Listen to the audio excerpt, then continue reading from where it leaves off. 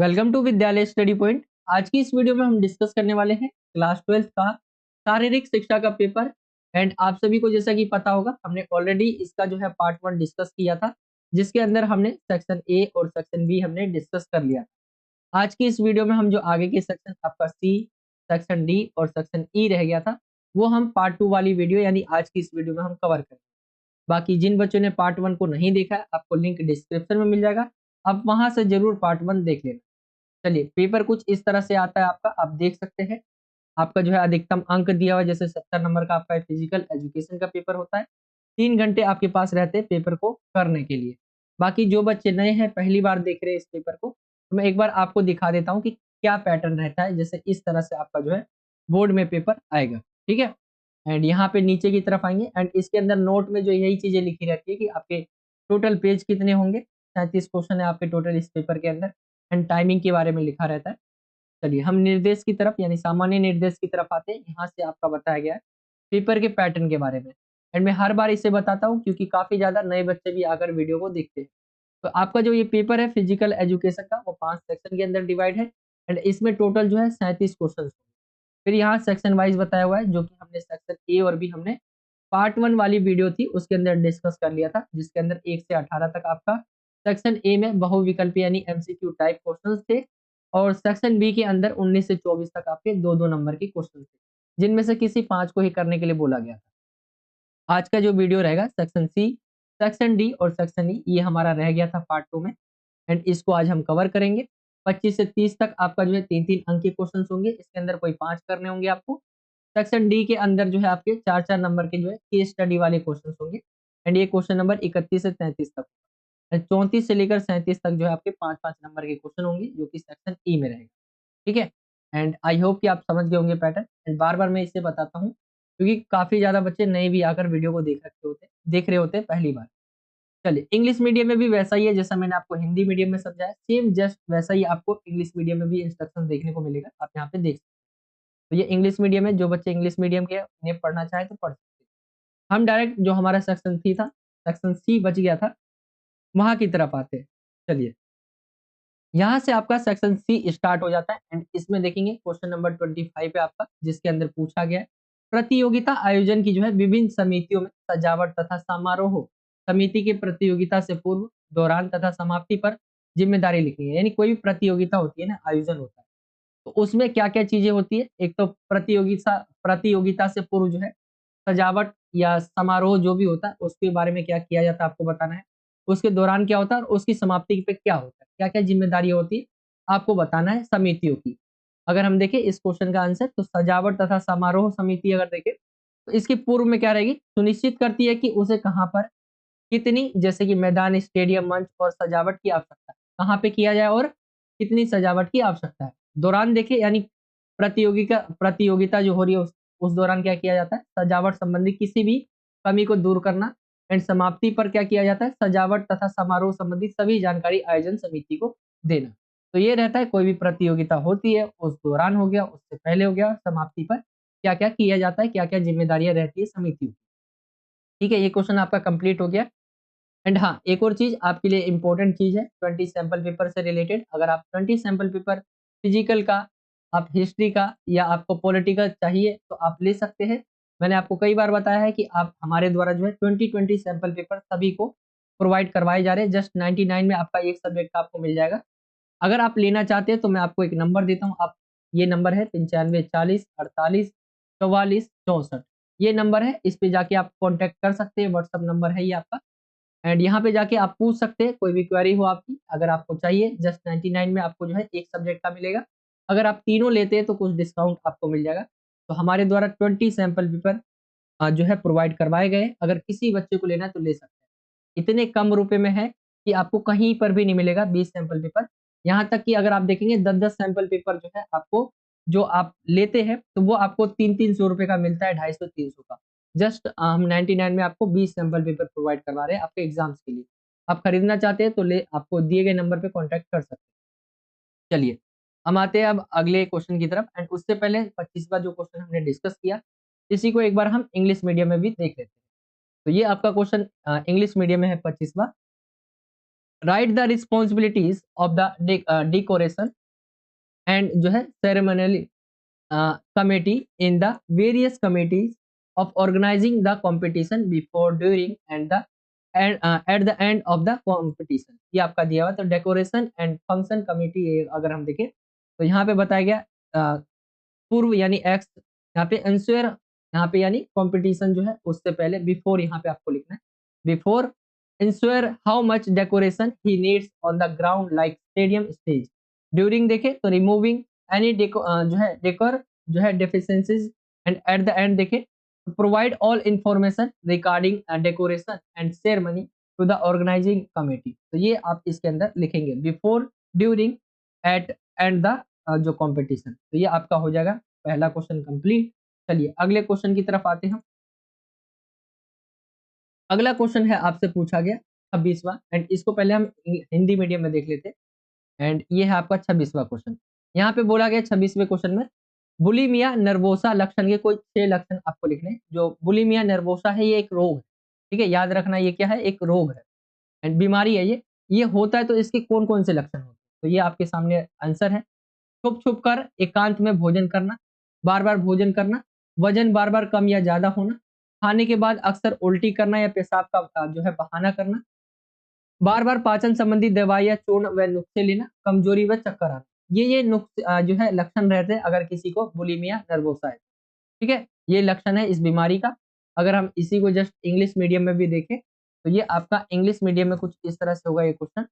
Right any 6 symptoms of bulimia nervosa, यहाँ पे बोला गया सिम्टम्स के, तो यहाँ पे बुलिमिया नर्वोसा सिम्टम्स देखिए, ईटिंग इन हाइडिंग और जो है सॉलिडिटी, फ्रीक्वेंट ईटिंग हो गया, फ्रीक्वेंट वेट लॉस और एक्सेस, वोमिटिंग ओफन और जो है प्रीसेप्टिंग आफ्टर ईटिंग हो गया, frequent intake of digestive medicine powered and जो है प्रिक्रिप्शन, वीकनेस एंड जो है डिजाइनेस डेजीनेस यहाँ पे लिख सकते हैं आप।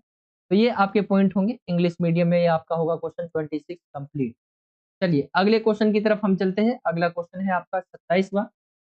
बोला गया इसके अंदर, पहले हम हिंदी मीडियम में देख लेते हैं 27वां क्वेश्चन। यहाँ पे बोला गया है चपटे पैर विकृति एवं घुटने मिलना विकृति में अंतर स्पष्ट कीजिए तथा दोनों के लिए दो दो सुधारात्मक उपाय आपको सुझाने। यहाँ पे जो बोला गया है, एक मिनट रुक जाइए, हाँ यहाँ पे बोला गया चपटे पैर विकृति एवं घुटने मिलना विकृति में अंतर आपको स्पष्ट करना है और दोनों के लिए दो दो सुधारात्मक व्यायाम आपको बताने हैं। तो चपटे पैर पैरों का पूरी तरह से समतल समतल होना अर्थात पैरों का प्राकृतिक चाप का न होना चपटे पैर कहलाता है। इस कारण चलते समय या खड़े होते समय पैर के मध्य भाग में दर्द होना एवं शरीर का जो है शरीर का संतुलन बनाए रखने में परेशानी आती है इससे। सुधारात्मक उपाय देखें हम, रस्सी कूदना, पंजों पर चलना, एड़ियों पर चलना, पैरों से जो है कंचों को उठाना, ये आपका हो सकता है। जुड़े हुए घुटने देखें तो व्यक्ति के खड़े होने की स्थिति में दोनों घुटने आपस में स्पर्श करने लगते हैं जिससे कि चलते और दौड़ते समय घुटने आपस में टकराने से जो है छिल जाते हैं तथा शारीरिक संतुलन जो है बिगड़ जाता है। अब देखेंगे एक तो चलने की बात हो रही है, आपका जो पैर रहता है, मैं एक बार बना के दिखाऊं आपको पैर, ठीक है, पैर की उंगलियां कुछ इस तरह से आपका पैर रहेगा। एक पैर होता है कि आपका बिल्कुल चपटा हुआ है, जमीन से बिल्कुल आपका लग रहा है।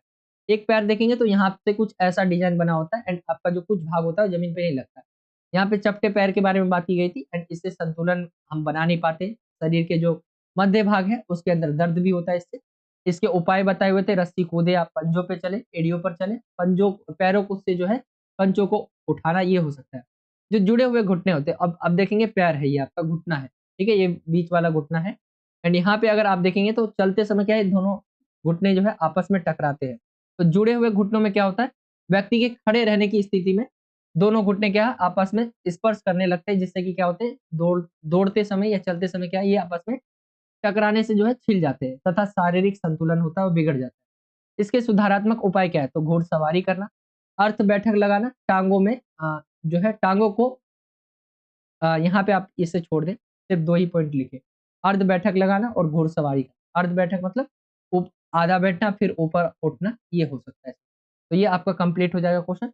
चलिए अगले हम क्वेश्चन को देखें, उससे पहले हम 27वें क्वेश्चन को इंग्लिश मीडियम में देखें। यहाँ पे बोला गया है क्वेश्चन आपका 27वां, differentiate between flat leg and जो है deformity and knee shaking deformity and suggest to जो है करेक्टिव एक्सरसाइज फॉर बोथ। आप देख सकते हैं फ्लैट फीट कौन सा होता है एंड इसमें क्या क्या प्रॉब्लम आती है। Due to this there is a pain in the middle part of the leg while walking और standing and there is difficulty in maintaining the balance of the body. ये इसमें प्रॉब्लम आती है।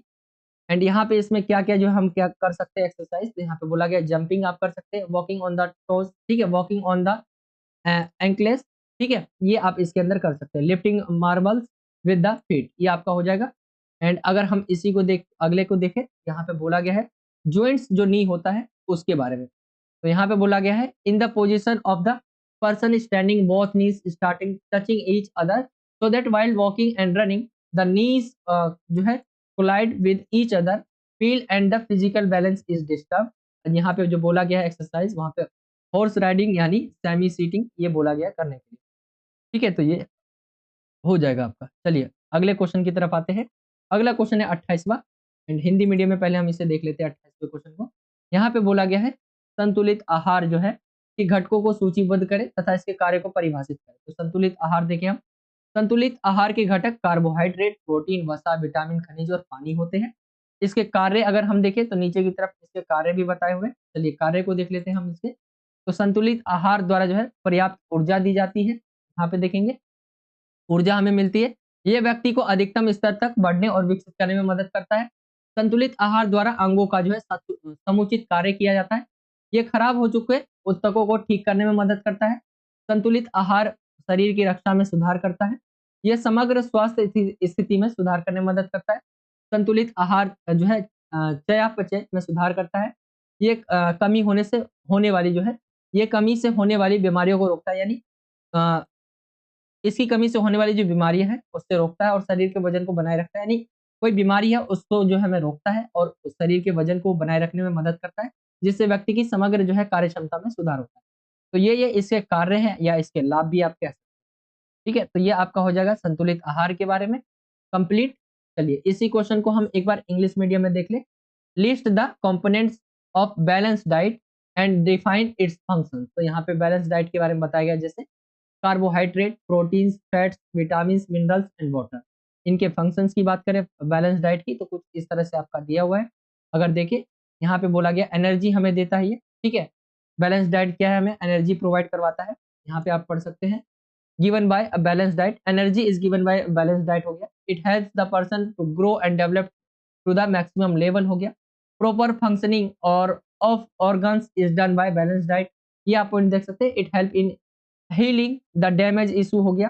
a balanced diet improve the body defense, it help to improving the overall health status। a balanced diet improve जो है metabolism and और भी point है इसके लास्ट वाले आप पढ़ सकते हैं। तो ये पॉइंट है it prevents deficiency diseases and maintains body weight thereby improving the overall functionality of the individual। तो ये पॉइंट होंगे आपके।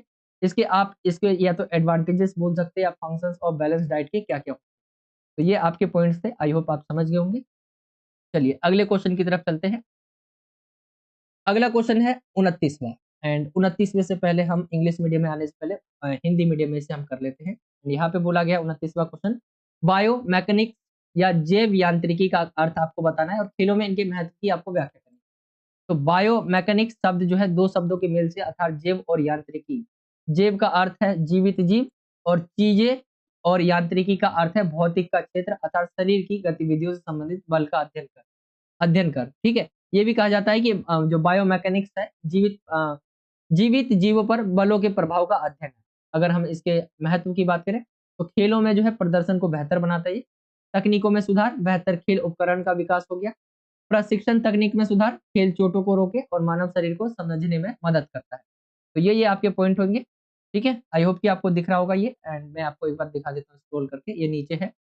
यहाँ पे कुछ इस तरह के इसके पॉइंट होंगे, ठीक है। इसके महत्व है ये इसका, आप इसे पढ़ सकते हैं। चलिए अगले हम क्वेश्चन की तरफ चलते हैं। अगला क्वेश्चन है आपका 30वां क्वेश्चन कुछ इस तरह से है। उससे पहले इसे हम एक बार इंग्लिश मीडियम में भी देख लें। बायोमैकेनिक्स एक्सप्लेन बोला गया है, explain the meaning of biomechanics and explain their importance in sports. तो यहाँ पे बताया गया है द टर्म जो है biomechanics is a combination of two words जैसे बायो एंड जो है मैकेनिक्स। बायो मीन्स यहाँ पे बताया हुआ लिविंग एंड ऑर्गेनिज्म, यहाँ this things and mechanism means that field of physics, जैसे the study of force related to the movement of the body. It can also be said that biomechanism is the study of effect of forces of living organism. इसके अगर हम importance देखें, यहाँ पे क्या क्या importance है स्पोर्ट्स में इसका, तो यहाँ पे आपके नीचे पॉइंट बताए हुए जैसे कि इम्प्रूविंग जो है इम्प्रूव करता है परफॉर्मेंस इन स्पोर्ट्स आपका आ जाएगा। इम्प्रूविंग टेक्निक्स हो गया, development of better sports equipment, improving training techniques, prevent sports injuries, help to understand the human body. ये आपके पॉइंट रहेंगे इसके जो इम्पोर्टेंस है उसके बारे में। ठीक है, चलिए ये क्वेश्चन कंप्लीट हो जाता है। 30वें क्वेश्चन की तरफ आते हैं। 30वां क्वेश्चन कुछ इस तरह से है ये, इससे पहले हिंदी में हम देख लेते हैं। रोगों से बचाव में आसन जो है शरीर क्रियात्मक लाभ की चर्चा करना, यानी रोगों से बचाव में जो है आसन जो है शरीर के क्रियात्मक लाभों की चर्चा करनी है। शरीर क्रियात्मक लाभ कौन से होते हैं रोगों से? रोगों से बचाव में आसन के लाभ में आपको शरीर क्रियात्मक लाभ आपको बताने हैं। तो रोग प्रतिरोधक शक्ति बढ़ती है इससे, रक्त दबाव कम होगा तथा पल्स रेट घट जाती है, हृदय की कार्य क्षमता बढ़ती है इससे, गैस्ट्रोइंटेस्टाइनल फंक्शन सामान्य कार्य करता है, शरीर के अंगों का जो है एकीकृत कार्य जो है बेहतर होता है, उत्सर्जन में मददगार और तथा निपुणता कौशल में सुधार होता है, आंखों और हाथों में समन्वय बनता है, ऊर्जा के स्तर में वृद्धि तथा दर्द कम होता है, भार का सामान्य होना, ठीक है, नींद बेहतर आना और मस्कुलोस्केलेटल लचीलापन जो है और जोड़ों में संयुक्त दर जो है जोड़ों की संयुक्त दर जो है वो बढ़ जाती है। तो ये इसके पॉइंट है, आप इसे पढ़ सकते हैं। रोगों से बचाव में आसन के लाभ देखें हम, तो ये आप लिख सकते हैं। ये आपका कंप्लीट हो जाएगा क्वेश्चन। चलिए अब यहाँ से आपका सेक्शन डी हो जाता है स्टार्ट। एंड इंग्लिश मीडियम में देखें ये वाला क्वेश्चन जो है डिस्कस द जो है साइकोलॉजिकल बेनिफिट्स ऑफ आसन इन प्रिवेंटिंग डिसीजेस, तो ये आप पढ़ सकते हैं, ये इसके बताए हुए हैं। क्या क्या है, जैसे diseases resistance increase, blood pressure will decrease and pulse rate decrease, heart function जो है इंक्रीज होता है। ये आप पढ़ सकते हैं, पॉइंट आपके दिए हुए इंग्लिश मीडियम में कई सारे। ठीक है, तो ये क्वेश्चन नंबर 30 आपका कंप्लीट हो जाएगा एंड सेक्शन सी भी आपका पूरा कंप्लीट हो गया एंड ये इसके आंसर्स होंगे, आप इसे देख सकते हैं। चलिए अब आते हैं हम सेक्शन डी की तरफ। सेक्शन डी के अंदर जो क्वेश्चंस रहेंगे आपके वो केस स्टडी वाले होंगे। तो यहाँ पे पहला जो क्वेश्चन है कुछ इस तरह से आपका चित्र दिया हुआ है, आप इसे देख सकते हैं। ये इस तरह से नीचे दिए गए चित्र का अध्ययन कीजिए तथा पूछे गए प्रश्नों के आंसर देना। तो ये आपका चित्र कुछ इस तरह से डायग्राम आप देख रहे होंगे, इससे रिलेटेड क्वेश्चन पूछे गए। आपने चित्र देख लिया होगा। चलिए अब हम चलते हैं डायरेक्ट क्वेश्चन की तरफ। यहाँ पे बोला गया है क्वेश्चन के अंदर डेफलिम्पिक खेल जो है वो पहले क्या कहा जाता था, क्वेश्चन के अंदर पूछा गया। डेफलिम्पिक जो खेल है उसको पहले क्या कहा जाता था, इसको अगर हम देखें तो डेफलिम्पिक पहले जो है बादिरो, सुनने में अक्षम के लिए जो है विश्व खेल में बादिरो के लिए जो है अंतरराष्ट्रीय खेल कहा जाता था। डेफलिम्पिक खेल क्या है, तो अंतरराष्ट्रीय ओलंपिक समिति आईओसी द्वारा जो स्वीकृत बहु खेल आयोजनों की एक आवधिक श्रृंखला है जिसमें बधिर एथलीट एक विशिष्ट स्तर पर जो है प्रतिस्पर्धा करते हैं। डेफलिम्पिक खेल सर्वप्रथम कब और कहाँ आयोजित किया गया था, तो 1924 में पहली घटना के बाद कॉमेंट जो है इंटरनेशनल डैश स्पोर्ट्स डैश जो है स्वीड्स CISS बागिरों के लिए खेल अंतरराष्ट्रीय समिति द्वारा जो है खेलों का आयोजन किया गया। डेफ ओलंपिक खेल में जो है भाग लेने वाले जो है बधिर एथलीट की बधिरता कम से कम कितनी होनी चाहिए, तो 55 डेसिबल होनी चाहिए। तो ये इसका हो जाएगा पूरा आपका स्रोत। आई होप आप समझ गए होंगे।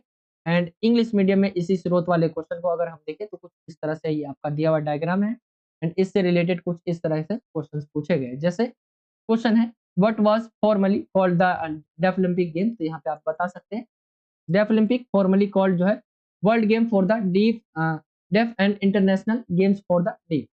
ठीक है, what is deaf Olympic game, तो यहाँ पे आप पढ़ सकते हैं there is a periodic series of multi sport event sanctioned by the International Olympic Committee in which deaf athletes compete at a specific level.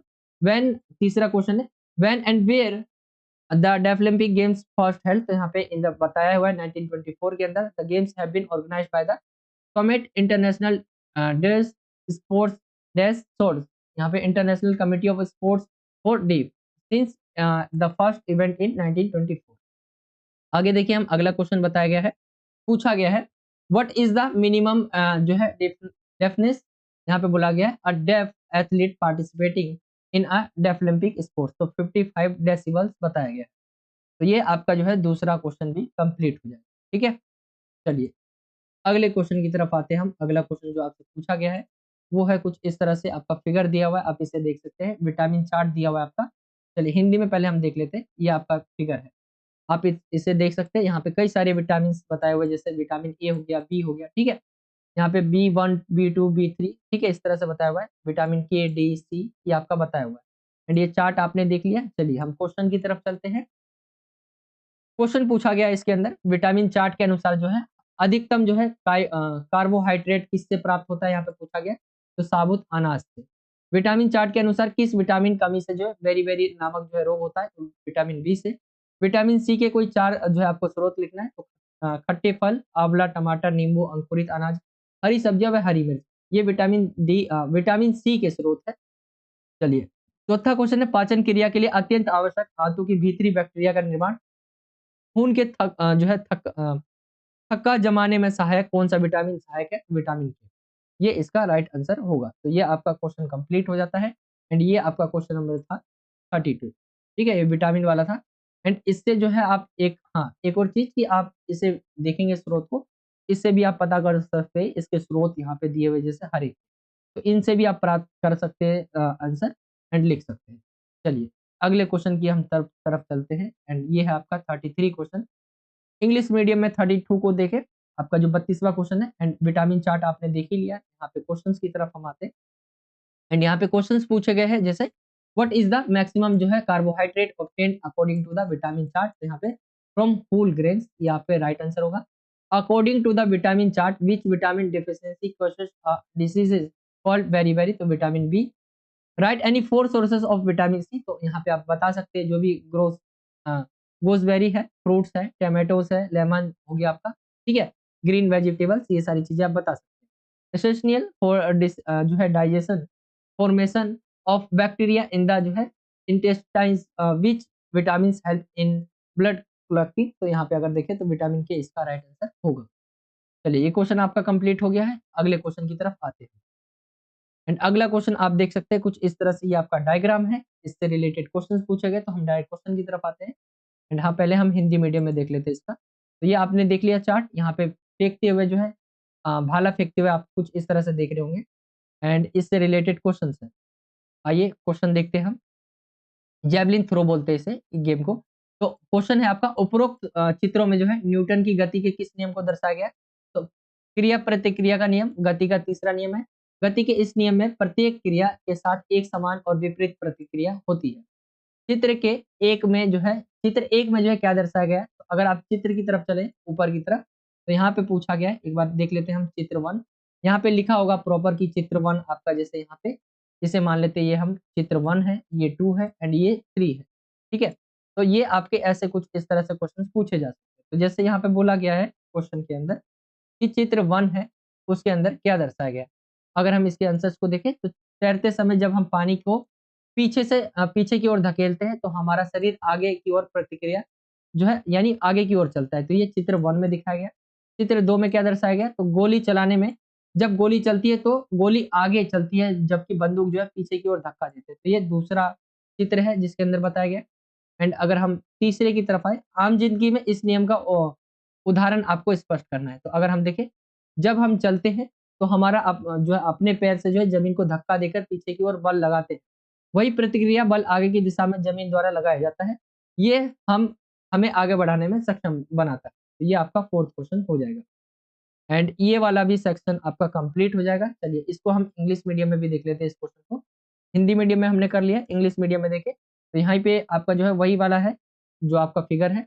And which law of motion of Newton is shown in the above diagram, तो law of यहाँ पे देखें third law of motion है जिसमें बताया हुआ है, in this law of motion there is an equal and opposite reaction with each action.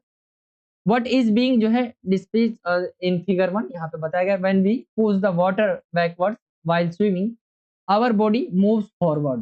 यहाँ पे तीसरा पूछा गया what is shown in the picture 2, तो in firing when the bullet is fired the bullet moves forward while the gun pushes backward.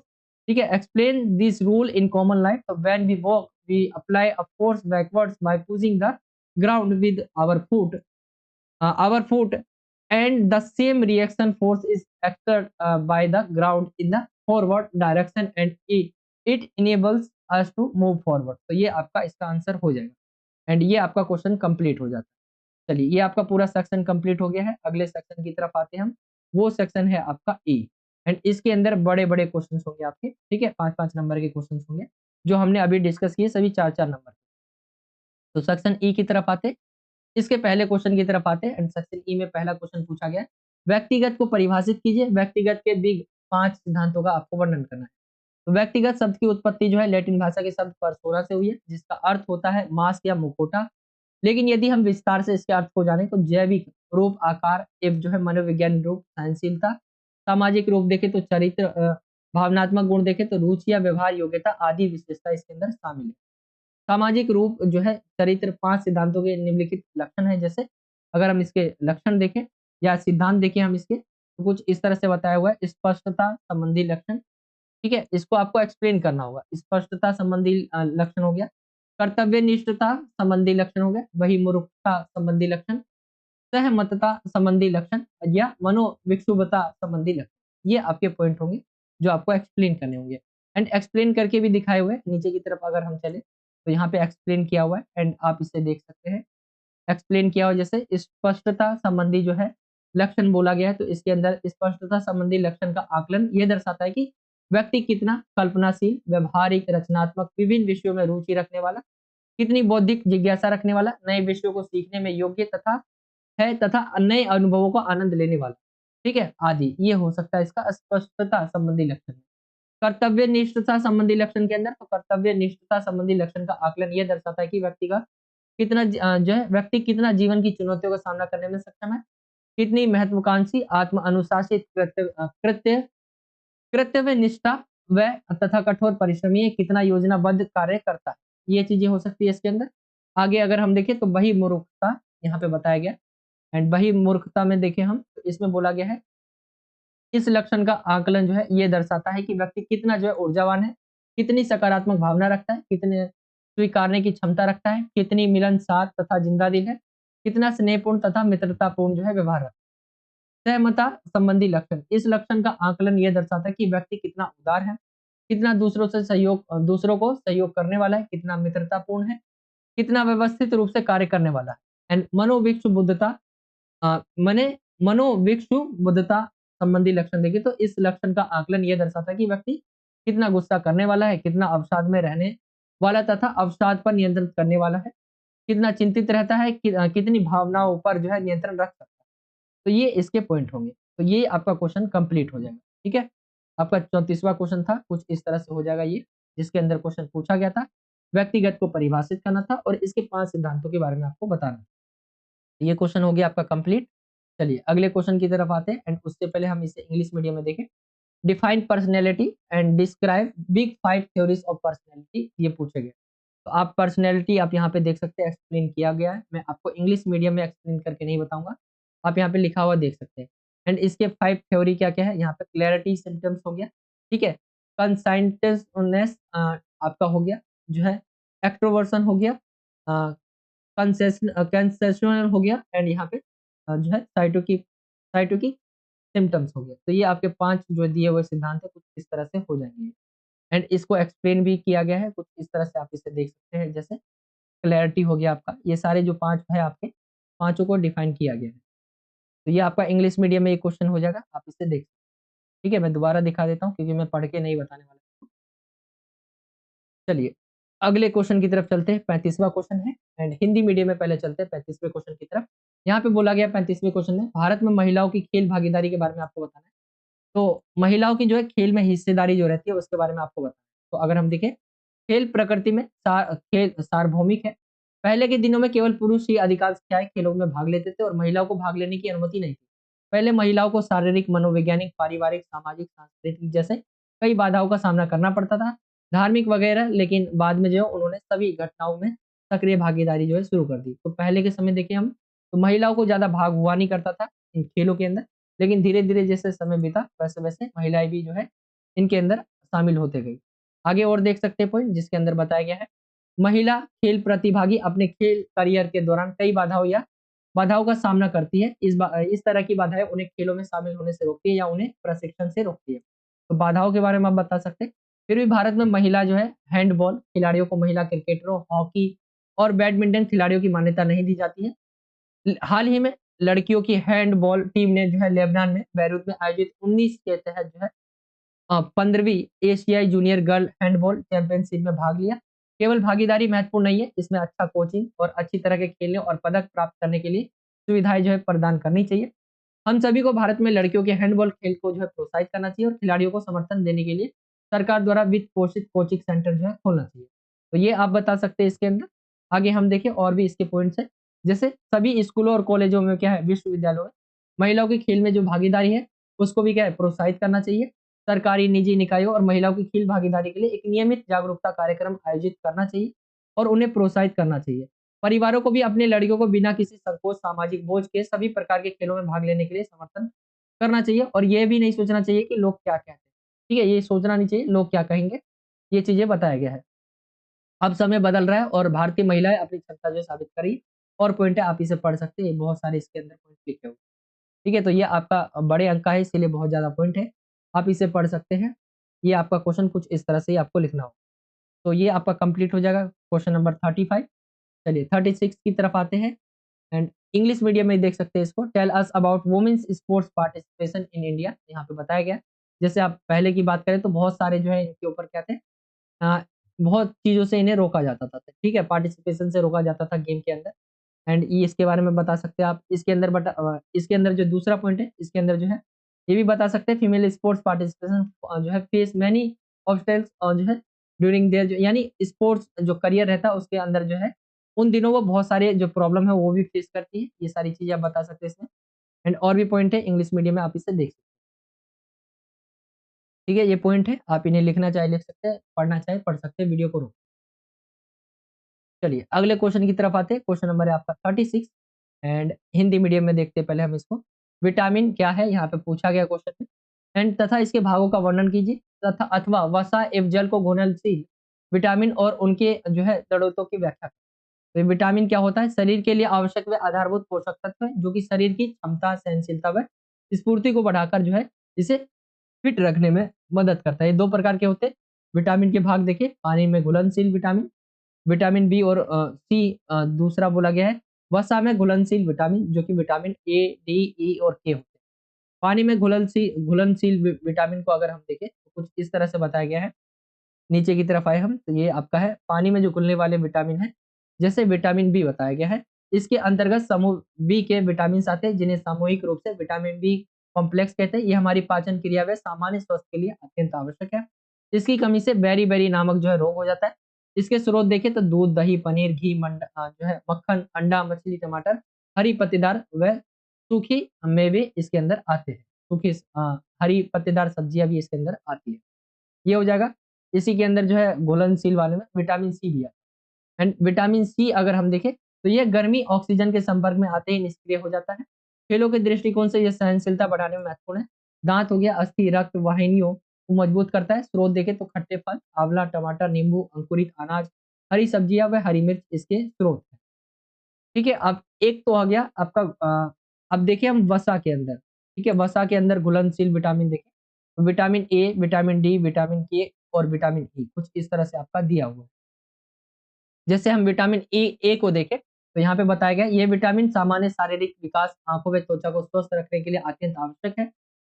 इसकी कमी से रतौंधी व त्वचा जो है खुश्क व सूखी हो जाती है। स्रोत देखें पीले व नारंगी फल, पपीता, खरबूजा, संतरा, गाजर, हरे पत्ते जो है वाली सब्जियां, पालक, बंद गोभी, मटर, दुग्ध तथा दुग्ध उत्पाद। विटामिन डी देखें हम तो इससे इसे शरीर खुद भी पैदा कर सकता है। ये शरीर में कैल्शियम व फास्फोरस के अवशोषण में सहायक होता है। इसकी कमी से जो है रिकेट्स यानी सूखा रोग हो जाता है। इसके स्रोत देखें तो दुग्ध उत्पाद हो गया, सूर्य के प्रकाश में तेल, मालिश में हरी सब्जियां हो गई, मछली का तेल आदि। विटामिन के अगर हम देखें तो विटामिन के बारे में बताया हुआ है, पाचन क्रिया के लिए बहुत ज्यादा जो है इंपॉर्टेंट रहता है, ये आवश्यक है, इसमें बताया गया है। चलिए एक बार देख लेते हैं हम इसको भी। विटामिन के पाचन क्रिया के लिए अत्यंत आवश्यक, आंतों की भीतरी बैक्टीरिया का निर्माण, खून के थक्का जमाने में सहायक, क्षार व धूप में निष्क्रिय हो जाता है। स्रोत देखें तो हरी पत्तेदार सब्जियां, अंकुरित अनाज, आलू, सोयाबीन, दुग्ध उत्पाद। विटामिन ई देखें तो ये विटामिन जो है हृदयघात, पक्षाघात व कैंसर जैसे रोगों से जो है शरीर की रक्षा करता है। शरीर में ऑक्सीडेंट ऑक्सीडेंट के रूप में कार्य करता है। स्त्री व पुरुषों की जो प्रजनन की शक्ति है उसको अच्छा करता है। स्रोत देखिए अंकुरित अनाज, दालें, हरी सब्जियां, तेल व घी इसके अंदर स्रोत है। तो ये विटामिन ई के स्रोत है एंड ये क्वेश्चन आपका कंप्लीट हो जाता है। ठीक है, तो ये आपका क्वेश्चन नंबर था 36। आई होप कि आपको समझ आ गया होगा।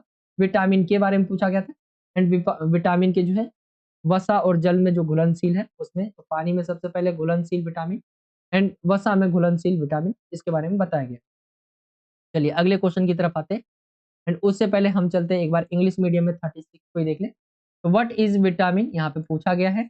डिस्क्राइब इट्स पार्ट्स और एक्सप्लेन फैट्स एंड वाटर जो है soluble vitamin and their source. तो विटामिन के बारे में बताया हुआ है एंड पार्ट ऑफ विटामिन बताया हुआ है। जैसे पहला है वाटर जो है सोल्यूबल विटामिन, जिसके अंदर बी और सी आता है विटामिन, एंड यहाँ पे फैट सोल्यूबल विटामिन में विटामिन ए, डी, ई और के आते हैं। ठीक है, एंड इसके बारे में फिर एक्सप्लेन किया गया है। जैसे वाटर सोल्यूबल विटामिन के अंदर क्या क्या होगा, तो जैसे विटामिन बी, विटामिन सी आपका एक्सप्लेन किया गया है, आप इसे देख सकते हैं। विटामिन आपका बी हो गया इसके अंदर और विटामिन सी को एक्सप्लेन किया गया। ठीक है, एंड फैट सोल्यूबल विटामिन को अगर हम देखें तो कुछ इस तरह से इसको किया गया है। नीचे की तरफ आएंगे हम तो इसके अंदर विटामिन ए आ जाएगा आपका, विटामिन डी आ जाएगा, विटामिन के और विटामिन ई, तो ये कुछ इस तरह से कंप्लीट हो जाएगा। तो आई होप कि आपको 36 क्वेश्चन समझ आ गया होगा, कुछ इस तरह से होगा। इंग्लिश मीडियम में आप इसे पढ़ सकते हैं। चलिए अगले क्वेश्चन की तरफ आते हैं। अगला जो क्वेश्चन है आपका हिंदी मीडियम में देख लेते हैं पहले हम। इसमें बोला गया है लीग टूर्नामेंट से आपका क्या अभिप्राय है। 9 टीमों के लिए चक्रीय विधि निर्धारण तैयार करने के लिए। ठीक है, तो लीग अथवा राउंड रॉबिन टूर्नामेंट ऐसा टूर्नामेंट होता है जिसमें भाग लेने वाली हर टीम टूर्नामेंट में भाग ले रही अन्य सभी टीमों के साथ कम से कम एक बार अवश्य खेलती है। हालांकि ऐसा केवल सिंगल लीग टूर्नामेंट में ही होता है, जबकि डबल लीग टूर्नामेंट में प्रत्येक टीम भाग ले रही है, दूसरी सभी टीमों के साथ 2 बार खेलती है। इस प्रकार ये टूर्नामेंट तीनों टीमों को जो है अपना सर्वश्रेष्ठ प्रदर्शन करने के अधिक अवसर प्रदान करते हैं। एंड यहाँ पे आप कुछ इस तरह से देख सकते हैं कि इस तरह से टूर्नामेंट जैसे बनाया गया है। पहले राउंड में, दूसरा राउंड, तीसरा राउंड, चौथा राउंड, कुछ इस तरह से राउंड की संख्या यहाँ पे देख सकते हैं। कुल टीमों की संख्या पे यहाँ पे बताई हुई है, तो कुछ इस तरह से चित्र के माध्यम से बताया हुआ है। एंड इसी क्वेश्चन को अगर जस्ट हम इंग्लिश मीडियम में देखें तो ये इंग्लिश मीडियम में कुछ इस तरह से क्वेश्चन है आपका। What do you mean by जो है league tournament, right to prepare, cycling method, scheduling for team, तो यहाँ पे बताया हुआ है, आप पढ़ सकते हैं इसका आंसर। एंड नीचे भी आप देख सकते हैं एंड इसका जो है चित्र के माध्यम से भी समझाया गया। नीचे की तरफ आएंगे तो ये चित्र के माध्यम से भी आपको बताया हुआ है राउंड्स के बारे में। ठीक है, तो ये आपका होता है league tournament and I hope कि आपको समझ आ गया होगा। एंड यही था आज का वीडियो। वीडियो अच्छा लगा तो वीडियो को अपने दोस्तों में ज़्यादा से ज़्यादा शेयर करना है, वीडियो को लाइक करना है। चैनल पे नए हो तो नीचे आपको सब्सक्राइब का बटन मिल जाएगा जहाँ पे सब्सक्राइब लिखा होगा, आप उस पर क्लिक करने के बाद बेल आइकन को ऑल पे सेलेक्ट कर सकते हैं। इससे जब भी हम कोई नई वीडियो डालेंगे तो आप तक नोटिफिकेशन पहुंच जाया करेगा। बाकी किसी बच्चे को 20 सैंपल पेपर फिजिकल एजुकेशन का खरीदना है तो खरीद सकता है। जस्ट 99 में आपको 20 सैंपल पेपर दिए जाएंगे, विद आंसर होगा, वो बहुत अच्छे तरह से तैयार है। साथ ही साथ हिस्ट्री हो गया आपका एंड पॉलिटी हो गया, इन सबके 20-20 सैंपल पेपर तैयार है। अगर किसी बच्चे को सैंपल पेपर बाय करना है तो आप कर सकते हैं। मैं आपको नंबर बता देता हूँ, 95 40 48 44 64, ये हमारा व्हाट्सअप नंबर है, आप इस पे कॉन्टैक्ट कर सकते हैं। अगर आप तीनों एक साथ खरीदेंगे तो आपको डिस्काउंट मिल जाएगा। बाकी एक सब्जेक्ट 99 रुपीज़ में आपको मिल जाएगा। हिंदी और इंग्लिश दोनों ही मीडियम में अवेलेबल है।